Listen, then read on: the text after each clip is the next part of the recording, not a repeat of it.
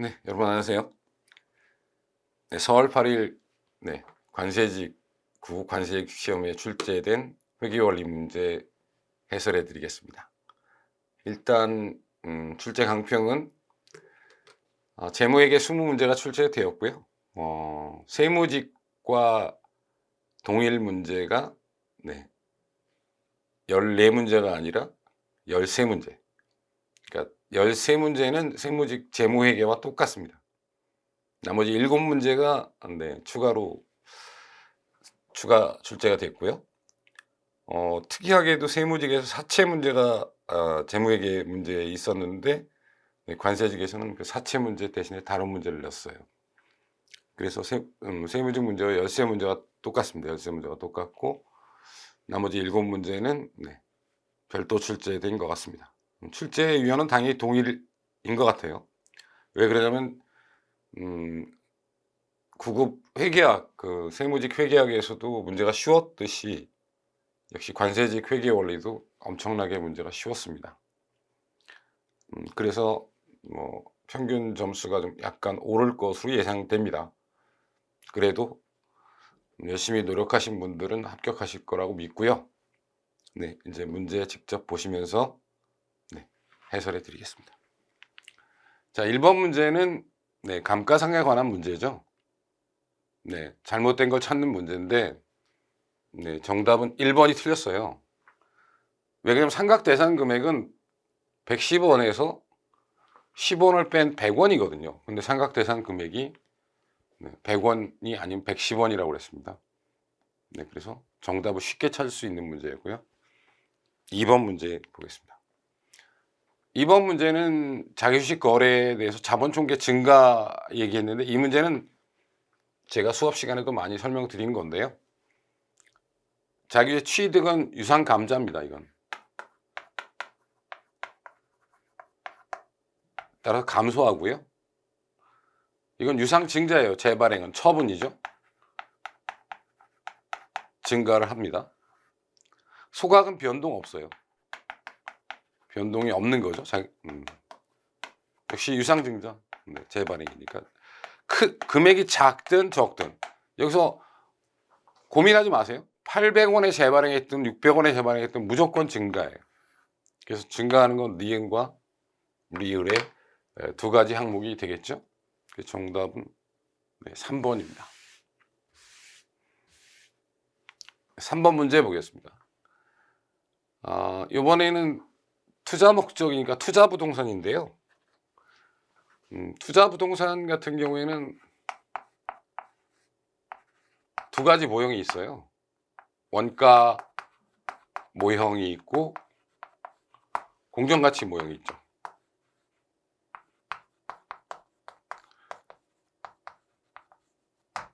자, 원가 모형은 감가상각비가 발생하고요. 공정가치 모형은 평가 손익이 생겨요.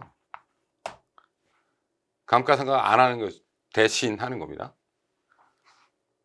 그래서 지금 원가 모형 같은 경우에는 5만 원의 잔존가치 0이고 내용수가 5년 이후 정액법이니까 감가상각이 10,000원이 생깁니다. 근데 공정가치 모형은 5만 원에서 6만 원이 되니까 평가 이익이 생기죠.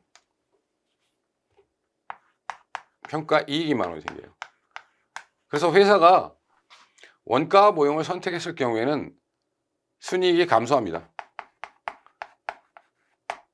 10,000원이 감소해요. 근데 공정가치 모형을 선택했을 경우에는 순이익이 평가 이익이 생기기 때문에 10,000원이 증가하죠. 이런 관점에서 문제를 보십시오. 따라서 원가 모형 10,000원 감소, 평가 모형 공정가치 모형일 때는 10,000원이 증가한다. 정답은 여기 3번입니다. 3번에 정답이 있어요. 다음 문제죠. 사채 문제가 있네요. 4번인데 액면 100만 원짜리 할인 발행했습니다. 이때 할인 발행 같은 경우에는 특징이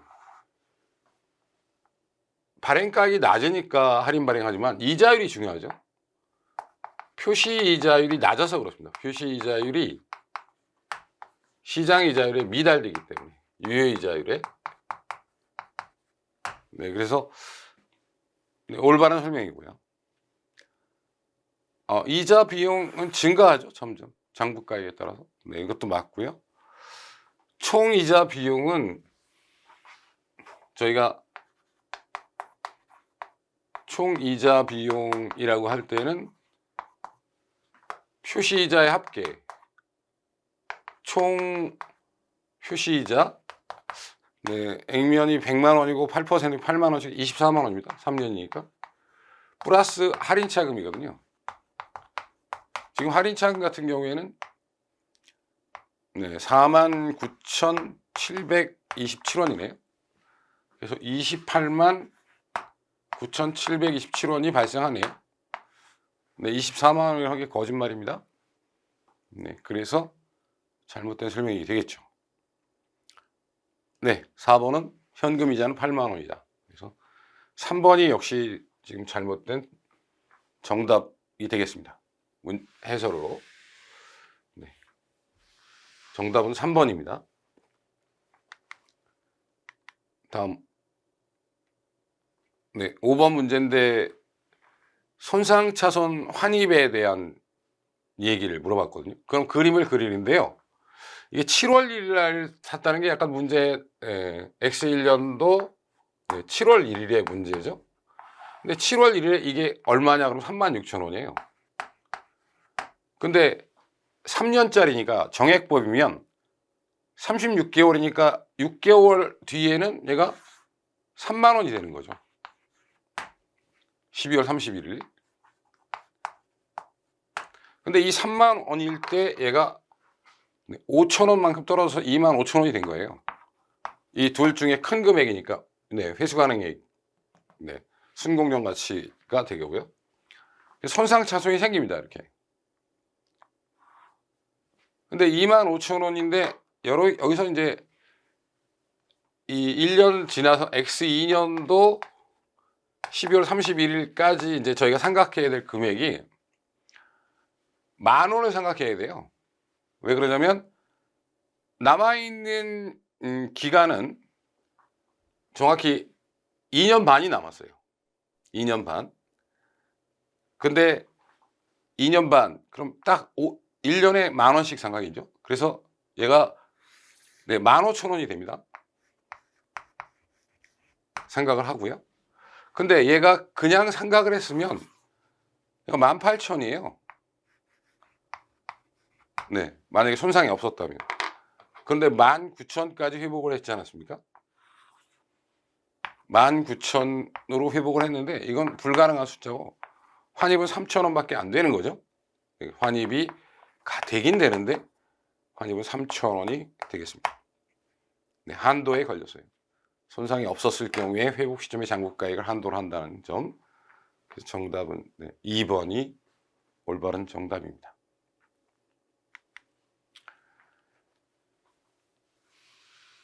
자, 유형자산의 후속 원가는 두 가지가 있죠. 네, 우리가 자본적 지출이라는 것과 또 하나는 수익적 지출이라는 건데요. 자본적 지출은 효익이 증가하는 거예요. 근데 수익적 지출은 원상 회복이나 능률 유지 차원이죠. 여기서 뭐 생산량이 증가한다, 내용수 연장한다, 성능 증가 이런 건 전부 다 자본적 지출인데 유지는 네, 능률 유지잖아요. 수익적 지출의 A입니다. 그래서 이건 뭐 볼 것도 없이 4번이 네, 후속원가 중에 수익적 지출이고 나머지 세 가지는 자본적 지출입니다. 성격이 다른 건 네, 4번이죠. 자, 이 문제가 이제 관세직에서 추가로 출제된 문제입니다. 자, 충당부채, 우발부채, 우발자산에서 설명 중 옳은 것은 그랬는데요. 자, 1번에 의무 이행에서 효익이 있는 자원의 유출할 가능성이 희박하지 않다면 우발부채인데 우발부채는 재무제표 인식한다? 이게 틀렸죠. 인식하지 않기 때문에. 2번에 예상되는 자산의 처분이 충당부채를 생기게 한 사건과 밀접하게 관련이 있다면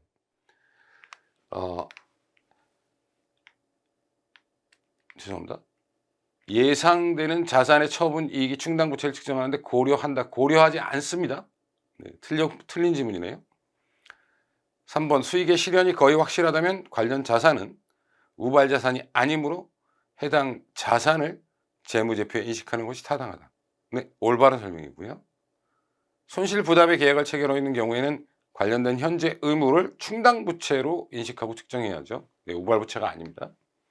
그래서 7번의 정답은 3번이 네, 정답이 되겠습니다. 다음 8번인데요. 네, 기말재고 선입선출법이고 뭐 기말재고 문제 물어봤는데 일단 기초재고가 네, 10개예요. 네. 500원이고요.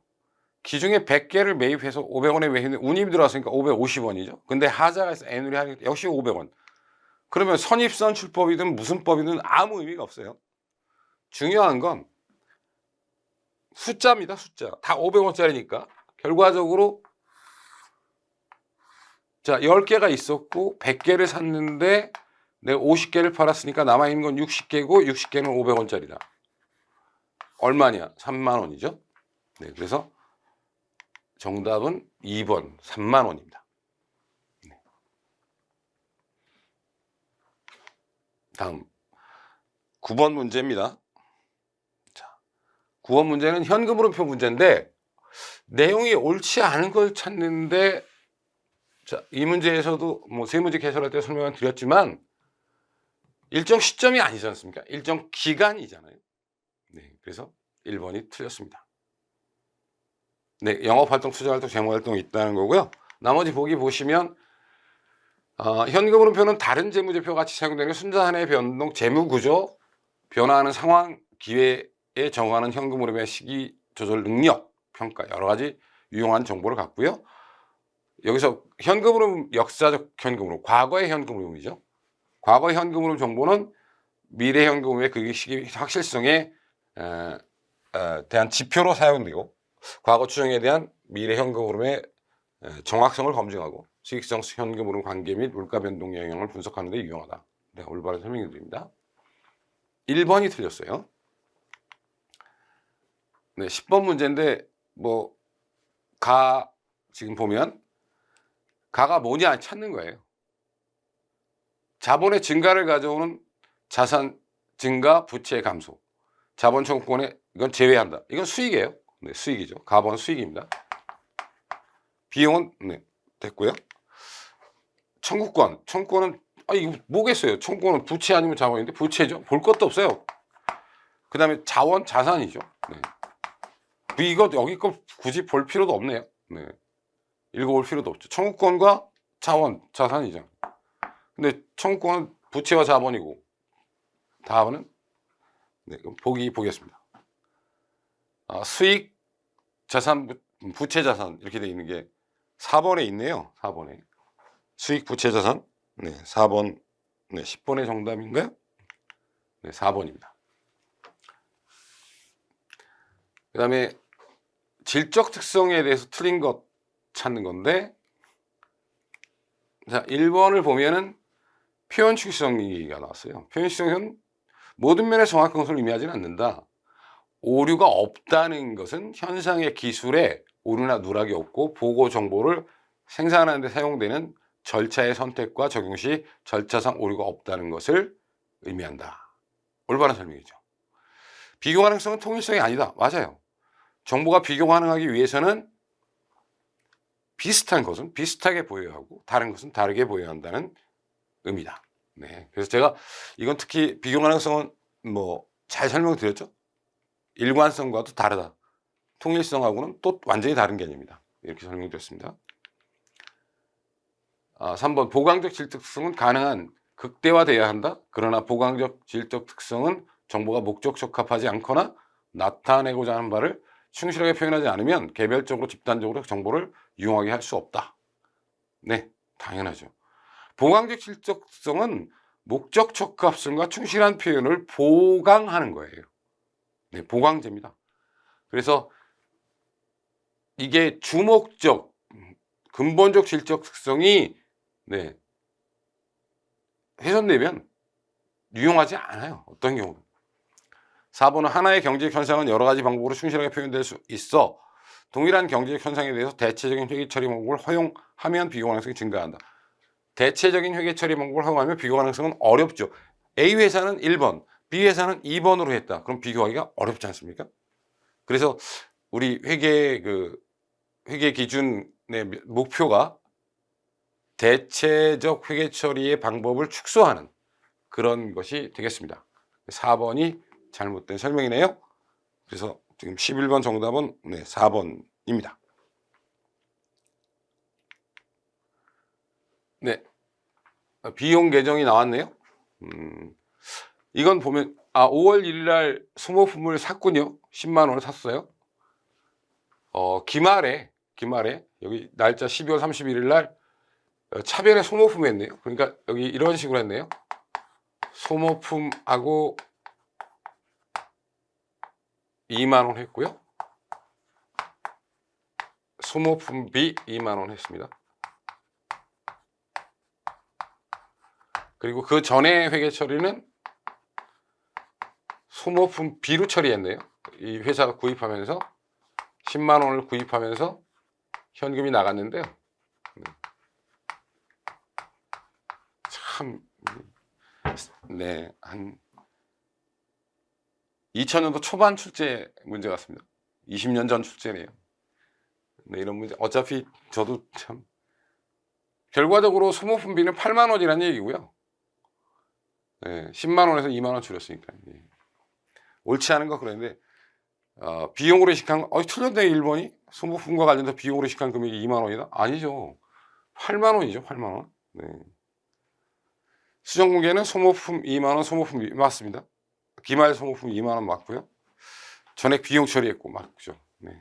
정답 잘못된 건 여기도 1번이 어처구니 없이 정답이 되겠습니다. 12번의 문제의 정답은 1번입니다. 13번인데 X1년 7월 1일에 창고 임대하고 임대료 30만 원을 이렇게 했다는 얘기죠. 그러니까 현금이라고 하고 30만 원 적고 수익을 30만 원 적었다 이런 얘기예요. 근데 수정문계를 하지 않았다. 7월 1일 날 1년치면 수정문계 하려면 이렇게 했어야 되죠. 수익을 15만 원을 줄여야 되고요. 이건 선수 수익이라고 해서 부채를 15만 원을 적어야 돼요. 결과적으로 이걸 하지 않았기 때문에 수익은 과대하게 되어 있고요. 부채는 과소하게 되어 있어요.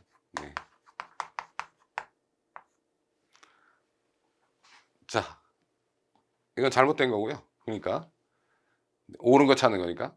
여기 부채 과소잖아요. 과대 아니죠. 부채는 과소, 순이익 과대. 2번 딩동댕입니다. 자산은 아무 상관이 없어요. 자산은 아무 상관없고요. 자산이 들어가면 무조건 볼 것도 없습니다. 부채와 당기순이익의 문제예요. 2번이 정답입니다. 13번 정답 확인해 보시죠. 2번. 맞습니다. 14번 무형자산 얘기죠. 자, 이것도 굉장히 쉬운 문제인데 1번은 옳지 않은 걸 찾는데 생산이나 사용 전에 시제품 모형 설계, 제작, 시험원 활동은 개발 단계죠. 조건 충족하면 무형자산 인식하는 거 맞고요. 새로운 지식을 얻고자 하는 활동은 연구 단계죠. 비용이죠. 내부적으로 창출된 영업권은 원가를 신뢰성 측정할 수 없고 통제하고 있는 식별가능한 자원이 아니기 때문에 자산을 인식하지 않는 것도 맞고요. 무형자산 상출의 내부 프로젝트 연구 개발 단계로 구분할 수 없으면 무조건 연구 단계예요. 4번이 틀렸습니다. 그 다음 15만원 토지 건물 15만원 공정가치가 나왔는데요. 토지와 건물의 공정가치는 각각 10만원이래요. 각각 10만원. 7만 5천 원씩 샀다는 얘기죠. 토지 재평가 얘기 나왔어요. 그러면 이 15만 원을 토지와 건물로 나눠줘야죠. 네, 7만 5천 원씩. 맞죠? 네, 갑자기. 네. 그런데 토지는 X4년에 9만 원에 처분했고 처분 시점에 재평가액 이용으로 대체했고요.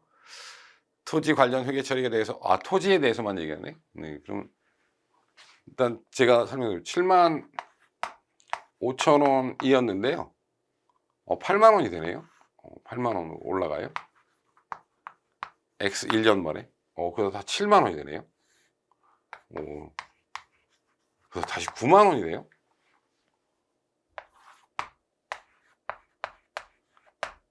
그래서 팔았어요. 9만 원에. 예. 그러면 어떻게 되냐면 요게 문제예요. 요게 지금 X2년이 문제죠. X2년. 또 X3년도 그렇고요. 네. 그럼 요게는 기타 포괄 이익이죠. 기타하고요. 요것도 기타로 처리하고요. 이건 단기 손실이에요. 요 부분은 단기 이익이죠. 요건 기타 처리합니다. 네. 자, 보겠습니다. X1년도 단기 손익의 증가하고 기타 포괄 이익. 네, 맞습니다. 그 다음에 X2년도 단기 손실 5천 원 발생한다. 네, 맞습니다. 왜? 기타 포괄 이익이 5천 원 감소하고요. 네. 그 다음에 X3년도 단기 손익 증가. 있죠. 단기 이익이 생기고요. 기타 포괄 이익이 15,000원이에요. X4년도 자본 총계에 미치는 영향 없죠. 어떻게 해도 마찬가지니까요. 네, 그래서 정답 잘못된 건 3번이 지금 잘못됐습니다. 네, 지금 이 번 문제죠. 네, 15번 정답은 3번이었습니다. 다음 수정계획인데 기초재고 단기 매입 기말 재고 얘기예요.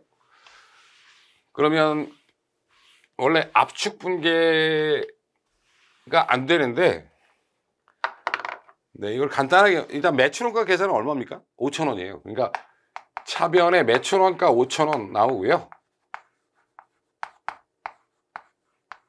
대변 매입이 6천 원 없어져야 돼요. 다 매입은 없어져야 되죠. 따라서 1,000원의 상품이 생긴다. 이게 제일 보기에 있을 겁니다. 네, 근데 상품 이렇게 막 적었는데 이래도 돼요.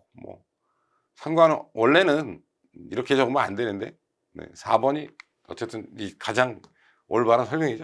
이거는 일단 매입이 거짓말이잖아요. 이건 말도 안 되는 얘기고요. 이것도 말이 안 되는 얘기고요. 거꾸로죠. 거꾸로 분계잖아요. 유일하게 말이 되는 건 4번밖에 없어요. 네. 근데 이건 나중에 한번 누가 제대로 출제하면 옛날 같은 경우에는 굉장히 어려운 문제였어요. 근데 지금은 여러분 4번 답 찾는데 아무 문제가 없을 겁니다. 네, 16번 정답은 4번이었고요. 네, 17번 T자로 수정 분계 반영해서 순이익 구원에 지금 수정 전에 30만 원이거든요. 이익이 보면은 이자 수익 6만 원 이자 수익 해줘야죠. 여긴 미수이자고요. 급여 8만 원 해줘야죠. 이쪽은 제가 안 적는데 미지급급이에요. 근데 보험료 12만 원 지급하고 전액 자산으로 인식했어요. 그럼 보험료 나와 있어야죠. 왜? 다음 연도에 해당하는 거 9만 원이면 3만 원은 보험료 올해 거잖아요. 12만 원 중에 마지막입니다.